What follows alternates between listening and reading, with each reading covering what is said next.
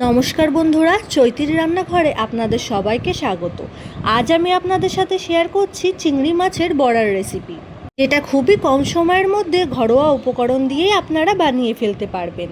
প্রথমেই একটা পাত্রে দুটো বড় সাইজের পেঁয়াজ কুচিয়ে দিয়ে দিয়েছি। তার মধ্যে দিয়ে দেব 200 গ্রাম মতন কুচো চিংড়ি, 1 চামচ লবণ, 1 চামচ হলুদ, 1 চামচ শুকনো লঙ্কার গুঁড়ো, হাফ বাটি মতন বেসন, কিছু লঙ্কা কুচি, ধনেপাতা কুচি, 2 চামচ মতন চালের গুঁড়ো আর হাফ চামচ মতন কর্নফ্লাওয়ার। সাথে দিয়ে দেব অল্প পরিমাণ সর্ষের তেল। এবার অল্প অল্প জল দিয়ে ভালোভাবে সব মশলাটাকে মেখে নেব। সমস্ত মশলাটাকে কিন্তু আমি একদমই শুকনো শুকনো করে মেখে নেব, এতে আমাদের বড়া কিন্তু একদমই মুচমুচে হবে।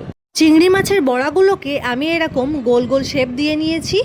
আপনারা চাইলে লম্বাও করতে পারেন বা যেরকম আমরা অন্যান্য বড়া করি সেরকম করেও করতে পারেন।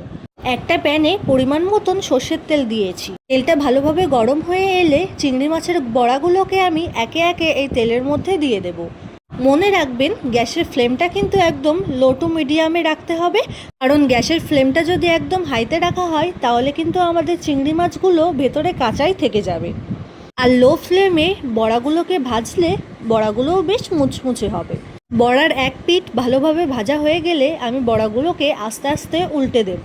মাছের বড়াগুলোর দু পিঠই যেন একদম সমানভাবে লাল লাল করে ভাজা হয়, সেদিকে কিন্তু আপনাদের একটু মনোযোগ রাখতে হবে। দেখুন, বড়াগুলো একটু শুকনো শুকনো মাখার ফলে কিন্তু আমাদের বড়াগুলো একদমই একটার থেকে আর একটা ছেড়ে যাচ্ছে না, খুব সুন্দরভাবে ভাজাগুলো হচ্ছে। এইভাবে দু পিঠ একদম লাল লাল করে আমরা ভেজে নেব। এই ভাজা বড়াগুলো এবার আমরা একটা পাত্রে তুলে নেব। আমার ভিডিওগুলো যদি আপনাদের ভালো লেগে থাকে তাহলে অবশ্যই লাইক, কমেন্ট এবং সাবস্ক্রাইব করে আমার চ্যানেলের পাশে থাকবেন। আমাদের গরম গরম চিংড়ি মাছের বড়া একদমই রেডি।